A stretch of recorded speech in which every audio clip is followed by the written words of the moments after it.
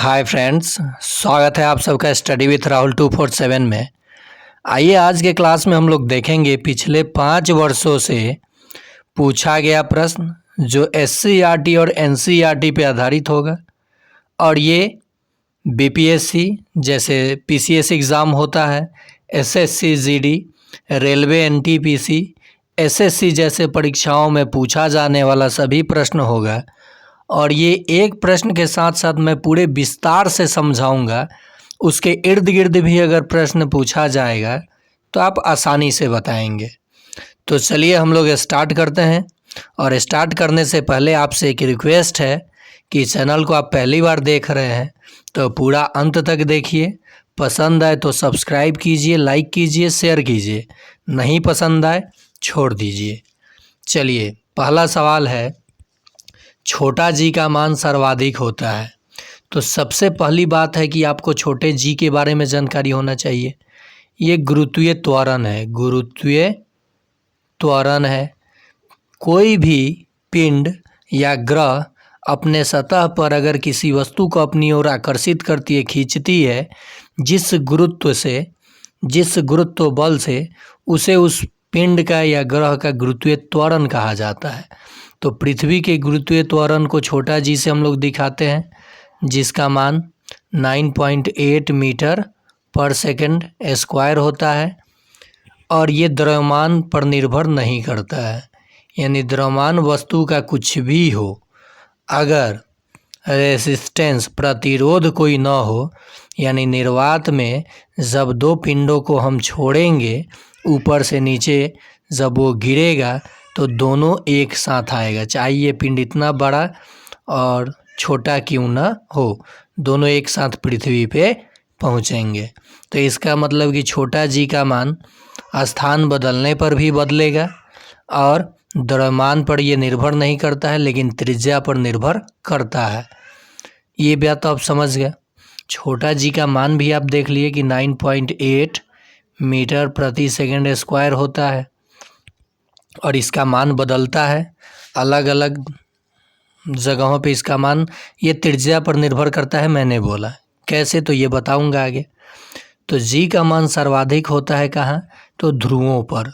पृथ्वी का जो ध्रुव होता है, ये अर्थ है, और ये जो विषुवत रेखा है, इसके ऊपर ये जो ध्रुव है, सतह है, तो यहाँ पे जी का मान सर्वाधिक होता है। और भूमध्य रेखा पर न्यूनतम होता है, 0 हो जाएगा केंद्र पर, क्योंकि त्रिज्या रहेगा ही नहीं तो 0 हो जाएगा। तो ध्रुवों पर सर्वाधिक होता है, आप समझ गए। चलिए, इतना कुछ हम लोग जाने। आगे क्या है? अगला प्रश्न है, वायुमंडल में अधिक मात्रा में पाया जाने वाला अक्रिय गैस है। अक्रिय गैस का मतलब कि किसी चीज़ से भी ये अभिक्रिया नहीं करेगा। तो देखिए, गैस तो आपको पता है कि नाइट्रोजन सर्वाधिक पाया जाता है, 78%। उसके बाद ऑक्सीजन आप जानते हैं कि 20.9, यानी लगभग आप कहते हैं 21%। और कार्बन डाइऑक्साइड भी पूछ लिया जाता है, जिसकी वैल्यू 0.03%। लेकिन बात आती है कि कौन सा अक्रिय गैस सर्वाधिक, तो पॉइंट में ये समथिंग लगभग, यानी आर्गन जो है, ये वायुमंडल में सबसे अधिक मात्रा में पाया जाने वाला अक्रिय गैस है। कौन? तो आर्गन, याद रखिएगा। चलिए, ये भी याद रखिएगा, नाइट्रोजन, ऑक्सीजन और कार्बन डाइऑक्साइड। ज़्यादातर परीक्षा में ये पूछा जाता है। बिहार बोर्ड में आप जब देखिएगा तो ये प्रश्न बहुत बार रिपीट किया है। बोर्ड वाले साथी भी हमारे ज़रूर देखेंगे इस सेशन को। ये सब कहाँ से प्रश्न आया है? ये सारे के सारे प्रश्न मैं लिया हूँ, टेकअप किया हूँ थ्योरी सेक्शन से, किताब से, बीच किताब से निकाला हूँ। 7वां 8वां 9वां 10वां का निचोड़ है ये सब। तो आप लोग देखिए, यही प्रश्न बनता है एग्ज़ाम में। और देखिए, ये केवल एक परीक्षा के लिए साइंस नहीं है, जहाँ जहाँ साइंस पूछेगा वहाँ ये सब आप अपना नॉलेज लगा दीजिएगा। मानव शरीर की सबसे बड़ी ग्रंथि कौन सी है? तो यकृत जो है मानव शरीर की सबसे बड़ी ग्रंथि है। सबसे छोटी ग्रंथि की बात करूं मैं, छोटी ग्रंथि तो पीयूष ग्रंथि। इसे मास्टर ग्रंथि भी कहा जाता है, ग्रंथियों का ग्रंथि भी कहा जाता है। और ये वृद्धि हार्मोन स्रावित करता है, नियंत्रित भी करता है, सारे ग्रंथियों को भी नियंत्रित करता है, इसलिए इसे मास्टर ग्रंथि कहा जाता है पीयूष ग्रंथि को। ये सबसे बड़ा अंग है। मानव शरीर का सबसे बड़ा अंग क्या है? तो कहिएगा त्वचा। समझ गए आप लोग? चलिए आगे देखते हैं प्रश्न।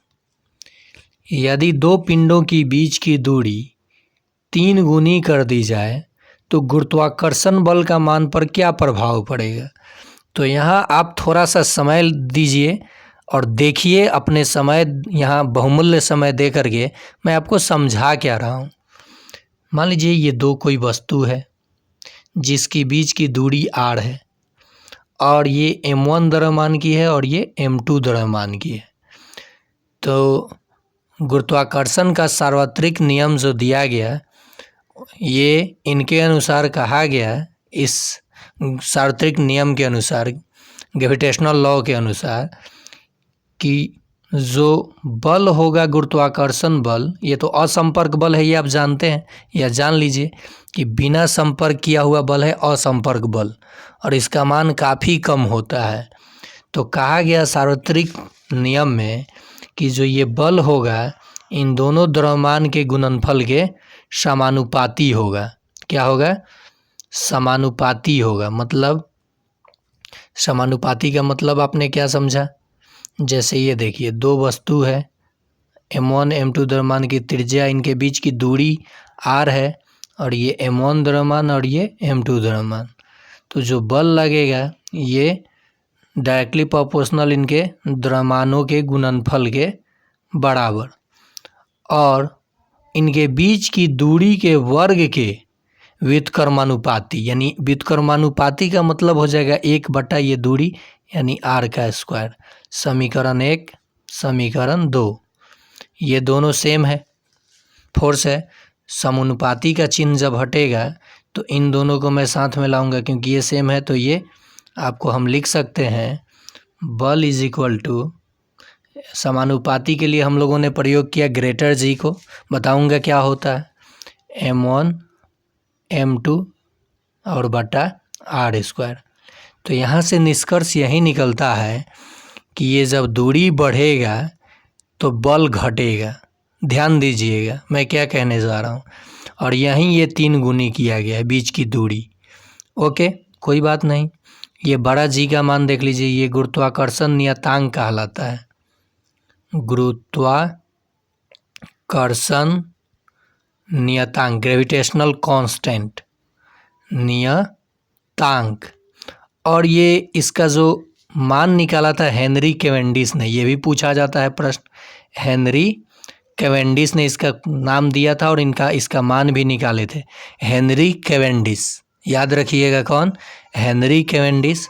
और इन्होंने जो मान निकाला लगभग ग्रेटर जी का 6.67 इंटू 10⁻⁻11 न्यूटन मीटर स्क्वायर प्रति kg स्क्वायर।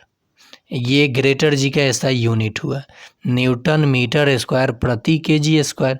इसे आप ऐसे भी लिख सकते हैं, न्यूटन मीटर स्क्वायर और प्रति kg स्क्वायर। ये -2 लगा दीजिएगा तो वहीं पर आ जाएगा।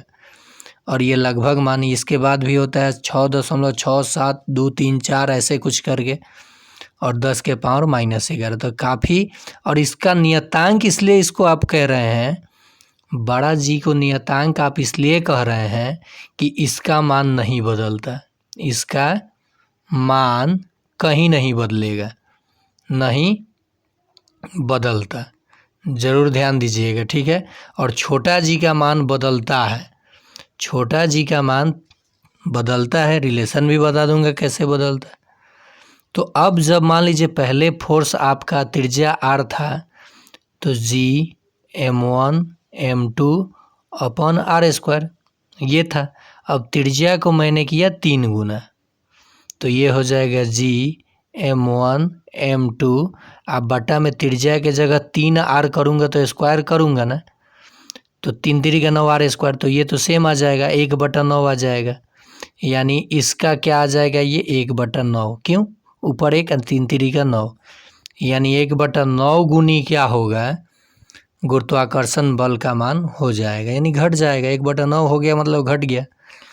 समझ गए आप लोग कैसे बनाइएगा इस सवाल को। एनटीपीसी के लिए ये एनटीपीसी और बीपीएससी TRE4 जीडी में इतना टेढ़ा सवाल नहीं पूछेगा, ये लोग ज़रूर देखेंगे आप लोग। रेलवे में इससे भी टेढ़ा टेढ़ा साइंस पूछा जाता है, मैं बताऊंगा। ये रेलवे से ही लिया गया एक बुक से प्रश्न था जो पीछे पूछा गया है एनटीपीसी में, तो ये आप समझ गए होंगे।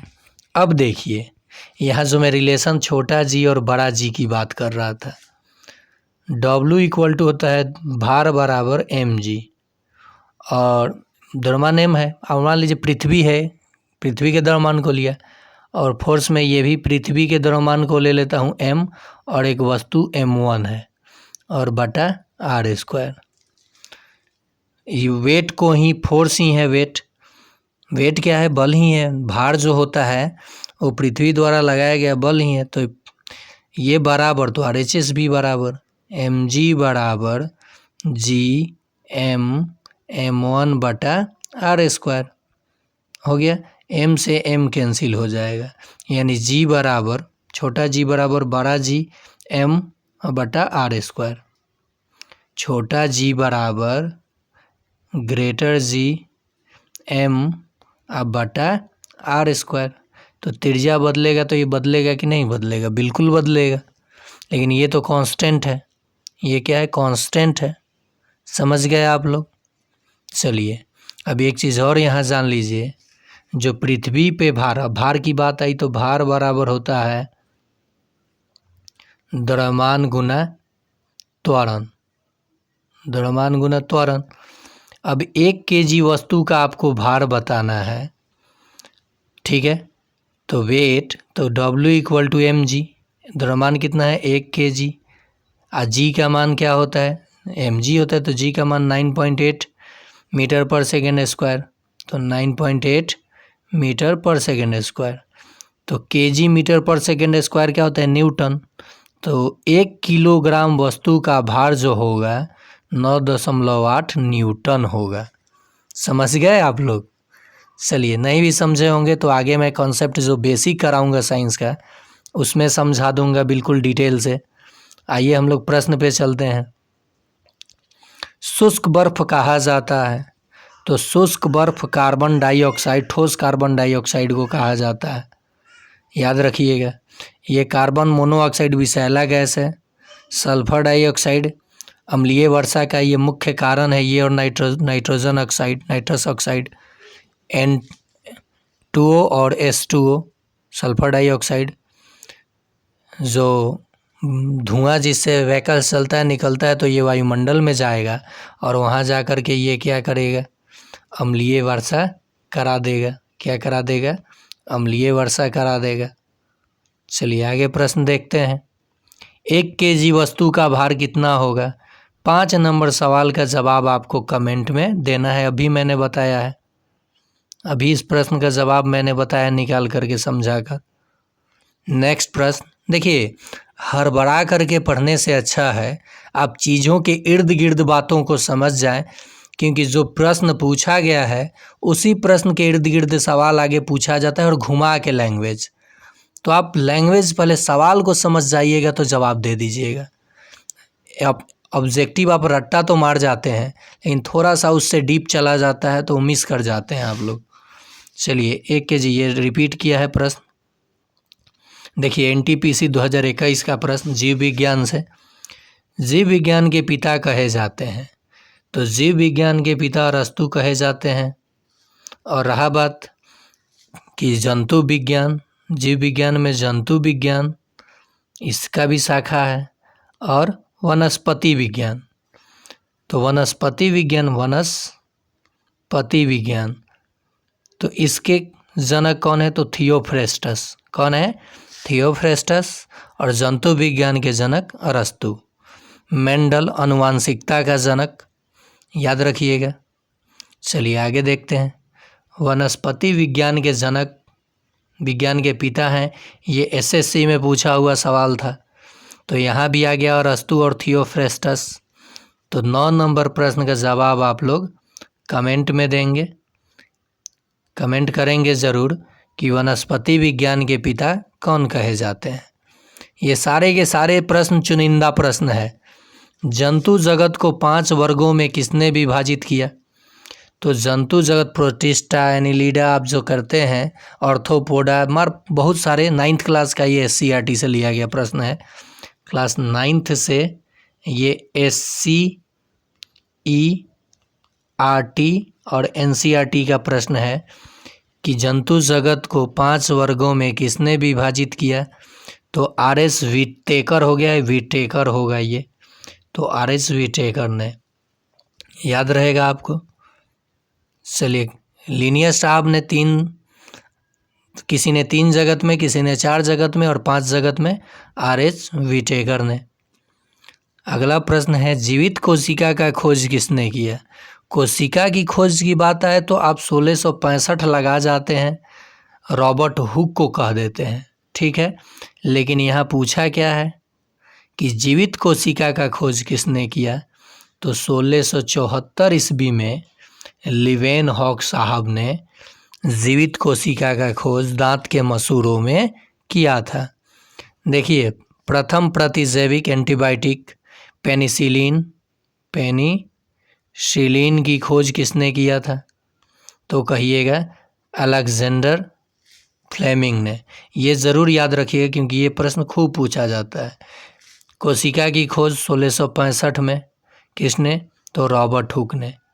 और डार्विन से देख लीजिएगा क्या जुड़ा हुआ है। ऑप्शन में भी बहुत सारा प्रश्न छुपा होता है, पूरे डिटेल पढ़ लीजिए। कोशिका का ऊर्जा गृह कहलाता है, तो माइटोकॉन्ड्रिया है, ड्रिया होगा ये। माइटोकॉन्ड्रिया जो है कोशिका का ऊर्जा गृह है। लाइसोसोम क्या है, राइबोसोम क्या है? तो ये प्रोटीन की फैक्ट्री है, राइबोसोम प्रोटीन निर्माण में कार्य। और ये डी डुए द्वारा। लाइसोसोम क्या करता है? मृत कोशिका की सफाई। तो कोशिका की आत्महत्या की थैली है ये, कोशिका की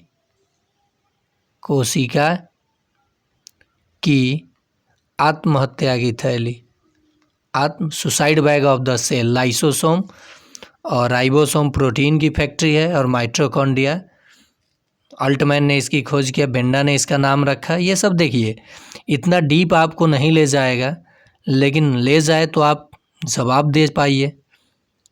अगला प्रश्न देखते हैं, किसान का मित्र कहा जाता है? तो किसान का मित्र कौन कहा जाता है? केंचुआ। वर्मी कंपोस्ट जो बनाया जाता है वो केंचुआ क्या करता है? खरपतवार को खा करके, और ये जो अपना डस्ट मटेरियल निकालता है वो काफ़ी ज़्यादा फर्टिलिटी, मिट्टी में डालने पे फर्टिलिटी बढ़ जाता है और उर्वरकता बढ़ जाता है। बढ़ जाने से इसीलिए ये किसान का मित्र कहा जाता है। और मिट्टी में अगर ये है तो मिट्टी को पोलाइड करता है, उसमें छिद्र कर देता है ताकि ऑक्सीजन पहुंच पाए, हवा पहुंच पाए, तो मिट्टी को पोलाइड कर देता है। टिड्डा तो सारे फसल को बर्बाद कर देगा। कुत्ता तो बैठ जाएगा तो लसार देगा फसल को, लसारना समझते हैं, बर्बाद कर देगा। चूहा तो ये तो आप जानते हैं कि आपका मित्र कैसे हो सकता है। ये सारे गेहूँ जो होता है या धान होता है उसके बाल को लेके चला जाता है बिल में। हाँ, सांप ऑप्शन में रहता तो हो सकता था। चलिए अगला प्रश्न देखते हैं, सबसे बड़ा कोशिका है? तो सबसे बड़ा कोशिका शुतुरमुर्ग का अंडा है, और सबसे छोटा कोशिका जो है माइकोप्लाज्मा। और बात आती है ह्यूमन बींग्स में, तो कहीं कहीं ब्लड सेल हमको देखने को मिलता है। तो शुक्राणु मानव में सबसे छोटी कोशिका और मानव में सबसे बड़ी कोशिका अंडाणु, जो कि ओवम और ये स्पर्म। तो यहाँ थोड़ा सा देख लीजिएगा आप लोग, स्पर्म और ओवम में, ये तो गारंटी है, सब गारंटी है, इसमें थोड़ा सा देख लीजिएगा आप लोग। नेक्स्ट प्रश्न, मानव शरीर का सबसे बड़ा अंग है। अब अंग की बात कह रहा है, तो मानव शरीर का सबसे बड़ा अंग होता है त्वचा। आंसर क्या हो गया आपका? त्वचा। और बात करूं फीमर की, तो सबसे बड़ी हड्डी है, जांघ में पाई जाती है, सबसे बड़ी हड्डी बोन जिसे आप कहते हैं, सबसे छोटी हड्डी कान में, सबसे छोटी हड्डी। इनामेल सबसे हार्ड, ये सबसे हार्ड आपके शरीर में सबसे कठोर क्या पाया जाता है? इनामेल, दांत के मसूड़ा इनामेल कहा जाता है। 306 अस्थियां होती हैं एक वयस्क मनुष्य में, 306 कह रहा हूँ, कितना 306, 206 या 306 देख लीजिएगा, ठीक है। मांसपेशियाँ कितना 639 या कितना देख लीजिएगा। चलिए आगे प्रश्न देखते हैं। आरबीसी का जीवन काल होता है, तो आरबीसी का जीवन काल 120 दिन का होता है। ये रेड ब्लड कर्पिकल्स या रेड ब्लड सेल्स कहा जाता है। आरबीसी क्या कहा जाए, इसका रंग लाल क्यों होता है? तो हेमोग्लोबिन के कारण। चलिए आगे देखते हैं। डब्ल्यूबीसी का कार्यकाल कितना होता है? तो डब्ल्यूबीसी का कार्यकाल 4 से 5 दिन का होता है। देखिए ओ और ए बी ब्लड ग्रुप याद रखिएगा। कार्ल लैंडस्टीनर ने ब्लड ग्रुप को खोजा था। ओ है सर्वदाता रक्त समूह और ए बी है सर्वग्राही रक्त समूह। देखिए इसमें एंटीजन नहीं पाया जाता। ये चीज़ मैं ब्लड जब पढ़ाऊँगा पूरे डिटेल से तो करके उसका एमसीक्यू करा दूंगा। आप केवल यहाँ ये जानिए कि ओ सर्वदाता है और ए बी सर्वग्राही रक्त समूह है। अगला प्रश्न है, रक्त का पीएच मान होता है, तो रक्त का पीएच मान होता है 7.4। बात आई पीएच मान की, पोटेंस ऑफ हाइड्रोजन, तो 7 से अगर कम होगा और अधिक होगा, तो 7 से पीएच वैल्यू कम होगा तो अम्लीय होगा, एसिडिक, और 7 से ज़्यादा होगा तो क्षारीय होगा, बेस। समझ गए आप लोग? और 7 होगा तो उदासीन होगा। क्या होगा? उदासीन, न्यूट्रल होगा। तो जो जल होता है उसका पीएच मान 7 होता है और जो रक्त होता है 7.4, तो ज़्यादा है ना, तो ये अम्लीय है। अलग से सब चैप्टर में पढ़ाऊँगा, अम्ल, धातु अधातु, वो सब पढ़ाने के बाद मैं उसका एमसीक्यू कराऊँगा जो एग्ज़ाम में पूछा जाता है।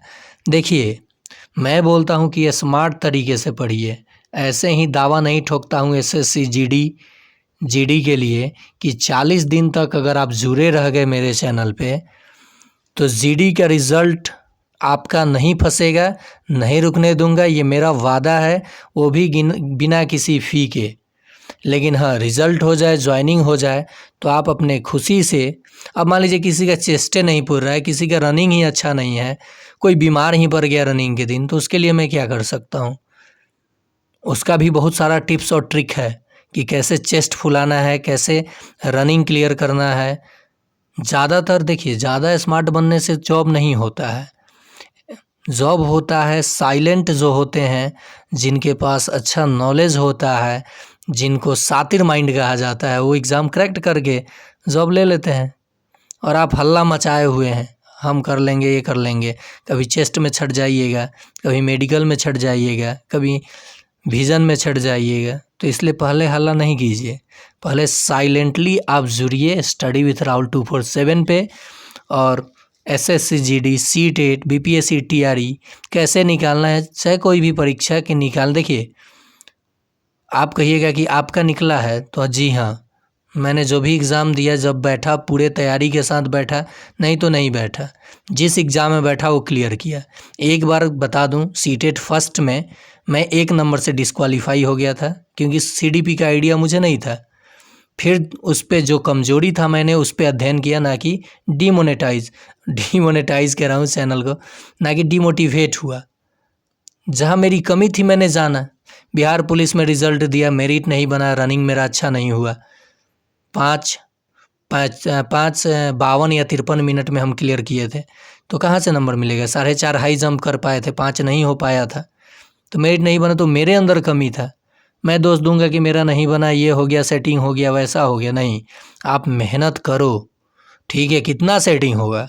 100 नंबर में, ठीक है, चोरी हो गया तो एग्ज़ाम में ना चोरी होगा, फिजिकल में नहीं ना चोरी होगा, एग्ज़ाम में भी अब चोरी नहीं होगा। आप मेहनत करो, ये बहाना ना बनाओ कि चोरी हो गया।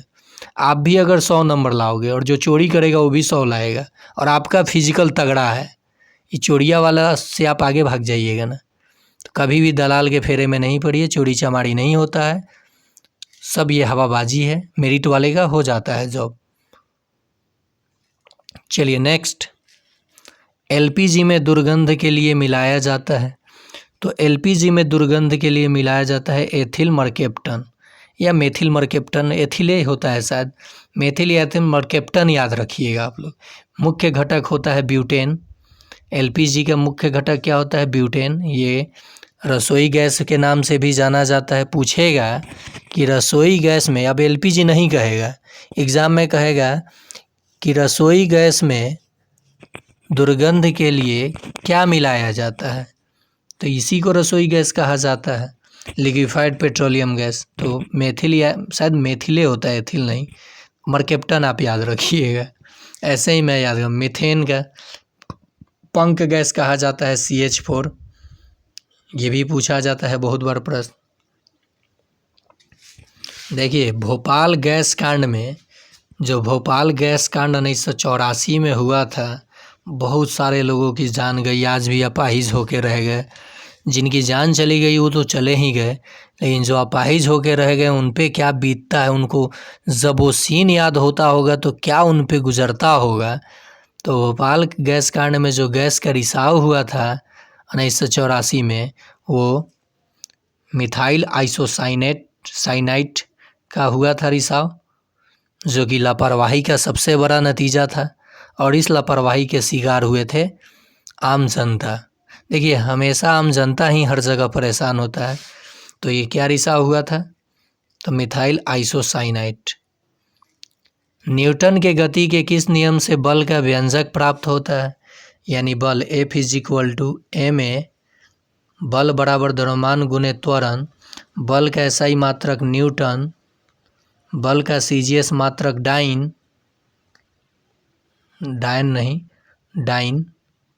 और 1 न्यूटन में 10⁵ डाइन होता है। याद रखिएगा ये चीज़ भी। तो बल का ये जो व्यंजक यानी सूत्र प्राप्त होता है न्यूटन के गति के दूसरे नियम से। और बल की परिभाषा की बात की जाए, परिभाषा की, तो न्यूटन के गति के प्रथम नियम से परिभाषा मिलता है और द्वितीय नियम से बल का व्यंजक प्राप्त होता है। तो यहाँ कितना प्रश्न आपने जान लिया, देखा ना। जैसे कैसे आप निकालिएगा, मान लीजिए 10 न्यूटन बल किसी वस्तु पे लगा है और वो 2 मीटर प्रति सेकेंड स्क्वायर से त्वरित हुआ है, तो उस वस्तु का द्रव्यमान बताना है कि कितने केजी के वस्तु पे 10 न्यूटन का बल लगा करके हमने उसे 2 मीटर पर सेकेंड स्क्वायर त्वरित किया। तो आप जानते हैं F = होता है m × a। बल दिया है 10 न्यूटन, ठीक है, और द्रव्यमान पता करना है, त्वरण दिया है 2 मीटर पर सेकेंड स्क्वायर। तो ये 2 आके इधर गुना में इधर आके भाग लग जाएगा, तो 2 × 5 = 10, यानी क्या हो जाएगा? 5 केजी हो जाएगा। क्या हो जाएगा? द्रव्यमान बताना था, केजी।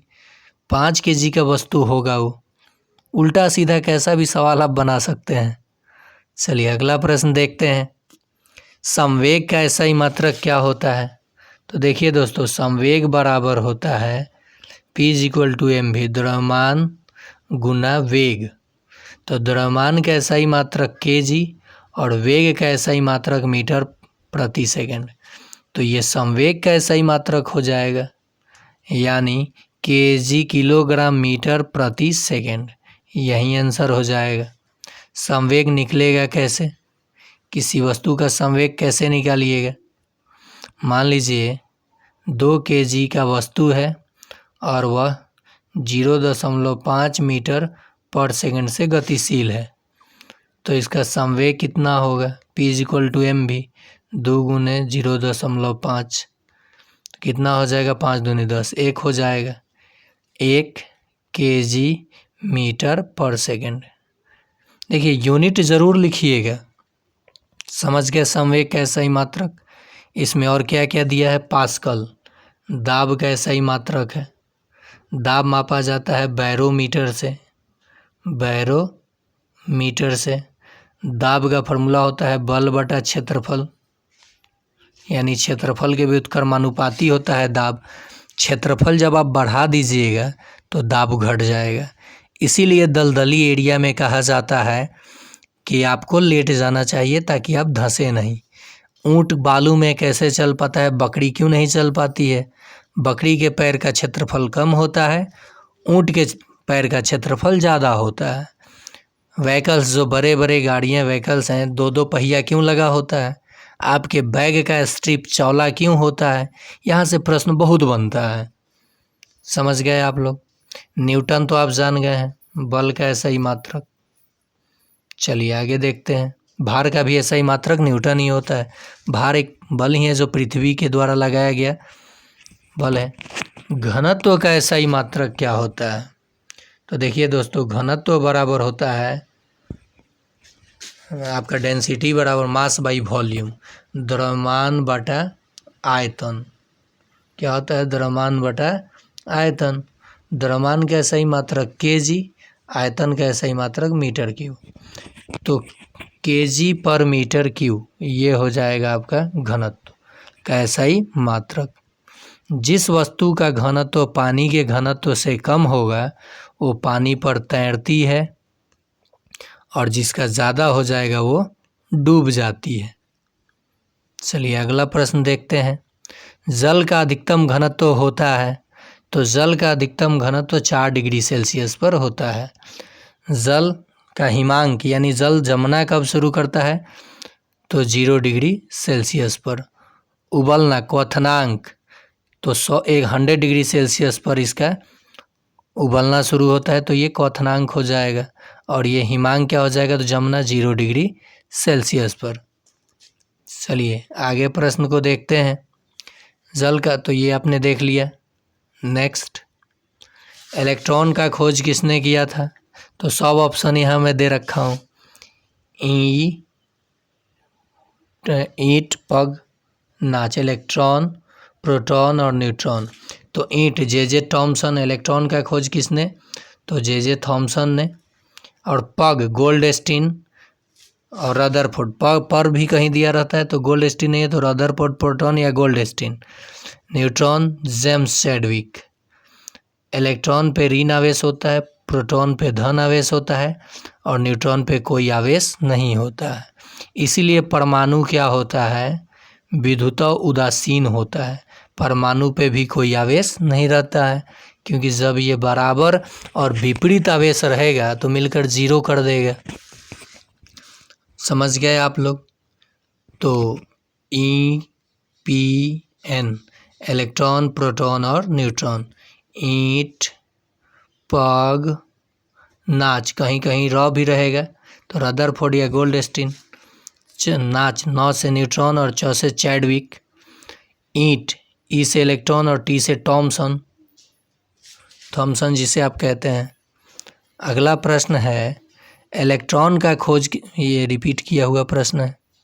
निम्नलिखित में सदिश राशि है, तो जिस राशि के पास, जिस भौतिक राशि के पास राशियों का परिमाण के साथ साथ दिशा भी हो वो सदिश राशि है। तो वेग भी सदिश है, विस्थापन भी सदिश है, भार भी सदिश है, क्योंकि इनके पास दिशा और परिमाण दोनों होते हैं, तो ये सभी हो जाएंगे। देखिए जो मूल राशियां होती हैं 7, ये सब के सब अदिश, जिनके पास केवल परिमाण हो, दिशा नहीं हो। जैसे मैं बात करता हूँ द्रव्यमान का, तो 5 kg किस दिशा में, नहीं बता पाएंगे, तो ये अदिश राशि है। समय अदिश राशि है, विद्युत धारा अदिश राशि है, कार्य अदिश राशि है, ऊर्जा कार्य कहते हैं ना। देखिए work is equal to Fs, यानी कार्य बराबर बल गुना विस्थापन, तो कार्य भी क्या है? अदिश राशि है। अगला प्रश्न देखते हैं। निम्नलिखित में मूल राशि नहीं है, तो समय मूल राशि है, लंबाई भी मूल राशि है, द्रव्यमान भी मूल राशि है, चाल जो है मूल राशि नहीं है, ये व्युत्पन्न राशि है। ये कैसी है? तो व्युत्पन्न राशि। द्रव्यमान का ऐसा ही मात्रक kg, लंबाई का मीटर और समय का सेकंड और चाल का मीटर पर सेकेंड। वेग का भी यही मात्रक होता है, लेकिन वेग और चाल में अंतर है।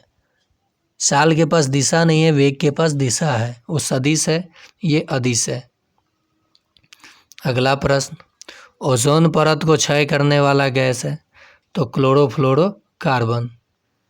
और ओजोन परत की मोटाई मापी जाती है जो इकाई है डॉप्सन में। किसमें? डॉप्सन में।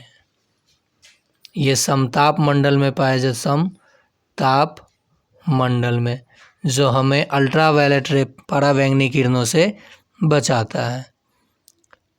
किसी वस्तु का पृथ्वी पर भार 30 न्यूटन है जो चंद्रमा पर, बोला था ना ये प्रश्न आएगा, तो देखिए चंद्रमा पर हो जाएगा 1/6, 1/6, तो 6 × 30।